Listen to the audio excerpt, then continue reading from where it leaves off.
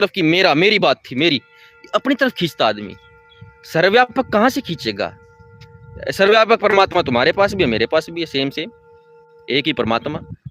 उसके अंदर दो बीच बीच में हम दोनों की, तीनों की, हजारों की, करोड़ों आत्माएं, लेकिन परमात्मा उसके भीतर भी है। सर्वव्यापक होने से वो सर्व है। सर्व नहीं होगा तो व्यापक कहां से होगा? इसलिए ईश्वर ही व्योम है, परम व्योम, आकाश।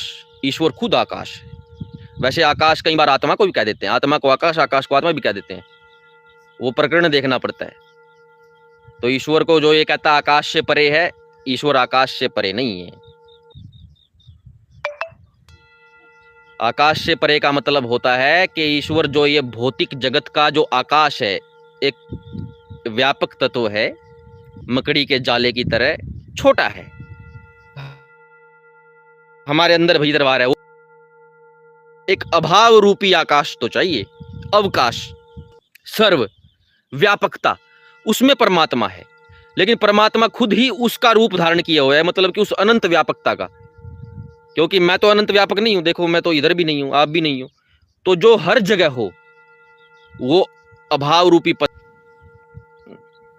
के एग्जिस्टेंशियल मैटर। देखो जैसे ये यहां है, यहां तो कुछ नहीं है, ये मतलब इसकी बात कर रहा हूं मैं, भाव अभाव की बात बताने। वैसे यहां पे प्रकृति, महतत्व, अहंकार, आकाश, वायु, अग्नि सब यहां पे भी है। ये पृथ्वी है, इसके अंदर भी सब कुछ है, इसके अंदर भी पूरा वही है। लेकिन इस वाले एरिया में पृथ्वी प्रधान हो गई, ठीक है। तो कहां बात चल रही? ईश्वर की, हाँ, सर्वव्यापकता, व्योमता। तो ईश्वर उस आकाश से छोटा है, मतलब कि सूक्ष्म अवस्था में, और उससे बड़ा भी है हर जगह होने, क्योंकि मटेरियल जो भौतिक वाला आकाश है ना, ये हमसे छोटा होने के कारण आकाश दिखता है। अदरवाइज ये जो ये शर्ट है, ये भी आकाश हो सकता है किसी का। वैसे पृथ्वी पे आके एंड हो जाता है चीजें बनने का, पृथ्वी तत्व पे आकर के। लेकिन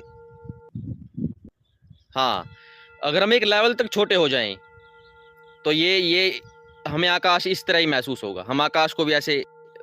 लेकिन क्या है, आकाश हमारा आधार है। वही बात, चलता हुआ पंखा अपने ही आप को रुके हुए पंखे के रूप में कैसे देख सकता है?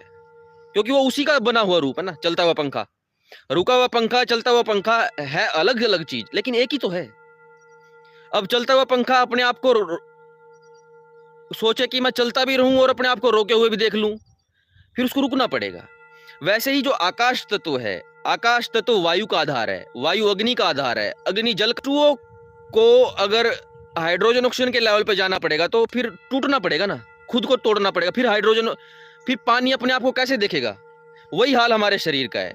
उस लेवल पे जाने के लिए हमें खुद आकाश तत्व, हमारा आकाश का सिस्टम हो जाएगा। लेकिन हाइपोथेटिकल कंडीशन, मतलब कि हम विचार तो कर सकते हैं ना, सोचने की बात। आत्मा, अगर आप योगी हो और मोक्ष में हो तो फिर आप उस आकाश तत्व को जाके देख सकते हो। उदाहरण के लिए बता रहा हूं मैं, फिर आप उसको ऐसे भी कर सकते हो, समझाने के लिए बता रहा हूं मैं। यानी कि आपके लिए फिर वो तत्व ऐसा, ये शर्ट जैसा एक व्यापक विस्तारमान तत्व, पानी की तरह समझ लो, पानी, पानी की तरह कि पानी है। अब पानी से छोटे तत्व भी हैं बहुत सारे, तो वैसे ही आकाश से छोटा ईश्वर है। इसलिए हम कहते हैं कि वो आकाश तत्व से परे है, भौतिक आकाश से। और बात आई थी पदार्थ की, वो भी मैं कर देता हूं। ये तो बात मैंने कई बार बताई हुई पहले से, ये आकाश वाली, ईश्वर आकाश से परे है। पदार्थ, पदार्थ अभाव भी होता है। अक्सर हम सब पदार्थ को ये समझ लेते हैं कि कुछ मटेरियल सा, कुछ, हाँ भाई, कुछ हाथ में आ जाए वो पदार्थ, मटेरियल स्थान घेरे वो पदार्थ।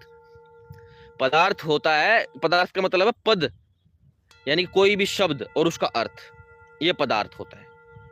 जैसे कि सूर्य पद है, अर्थ उसको रियल सूर्य, ये भी मैंने बताया था शायद। जैसे संदीप एक पद है, अर्थ मैं हूं उसका। तो वैसे ही अभाव कुछ नहीं, जो पद है उसका अर्थ कहां है?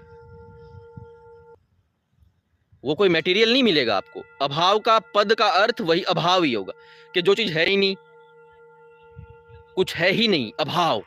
तो अभाव